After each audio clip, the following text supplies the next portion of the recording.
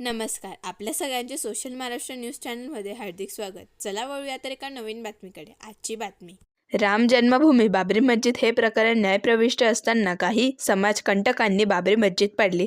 आजतागायत या समाजकंटकांना शिक्षा झालेली नाही.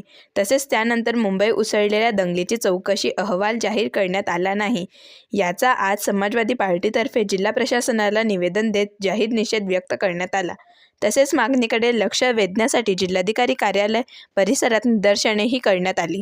यावेळी समाजवादी पार्टीचे गुड्डू काकर, माजी नगरसेवक अनंत पटेल, जामील मंसुरी, अकील अन्सारी, इनामभाई, इम्रान शेख, गुलाम कुरेशी, अशफाक पिंजारी, मोहसिन शेख, रमजान पहलवान, वकील अन्सारी, रमजान टेलर, फैज अख्तर, मोहम्मद जैद, रईस मुकादम आदी पदाधिकारी व कार्यकर्ते उपस्थित होते. अटक करा बोल अखिलेश हल्ला बोल हल्ला बोल हल्ला बोल बोल अखिलेश हल्ला बोल हल्ला बोल हल्ला बोल. बाबरी 6 डिसेंबर 1992 रोजी पूर्ण देशात काळा दिवस म्हणून पाळण्यात येत आहे. या दिवशी देशातील भारतीय घटना याची उघडपणे पायमल्ली करण्यात आली.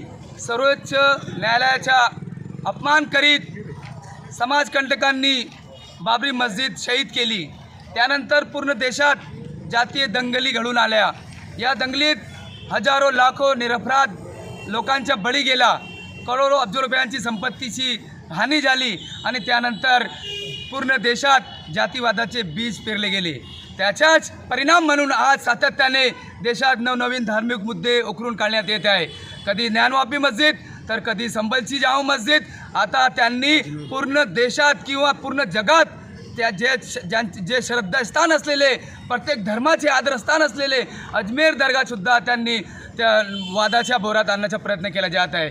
आज जर त्यावेळी उघडपणे 1991च्या कायदा धार्मिक स्थळाबद्दलचा कायदा होता की 1947च्या पूर्वीच्या ज्या धार्मिक स्थळं आहेत ते जैसे ते वैसे राहील, परंतु त्याला धुडकावून या लोकांनी बाबरी मस्जिद शहीद केली.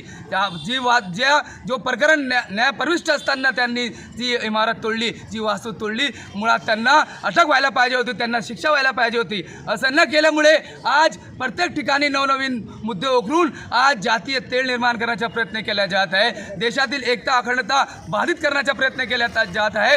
देशात अशांतता पसरवण्याचं एक काम हे लोक करीत आहे. आणि ज्या लोकांनी बाबरी मस्जिद शहीद केली, उघडपणे अन्याय केला, गुन्हा केला, त्यांना कुठल्याही प्रकारचे ते आजपर्यंत मोकाट फिरत आहे. त्यांना जर अटक झाली असती आणि त्यानंतर घडलेल्या मुंबईतील दंग्याची चौकशी झाली असती, त्याचा अहवाल ओपन झाला असता, त्या गुन्हेगारांना शिक्षा झाली असती, तर या देशात आज ज्या जातीवादाचे पीज पेरले जात आहे, ते जातीवाद उफलून येत आहे, ते कधी होणार नव्हते. आम्ही या घटनेची पायमल्ली करणाऱ्या समाजकंटकांचा निषेध करतो आणि बेजबाबदारपणाने प्रशासनाच्या वागण्याचा आम्ही निषेध करतो आणि बाबरी मस्जिद शहीद करणाऱ्यांना अटक करून शिक्षा झाली पाहिजे अशी मागणी करून आज 6 डिसेंबर आम्ही काळा दिवस पाळून समाजवादी पार्टीतर्फे जाहीर निषेध करतो. जय.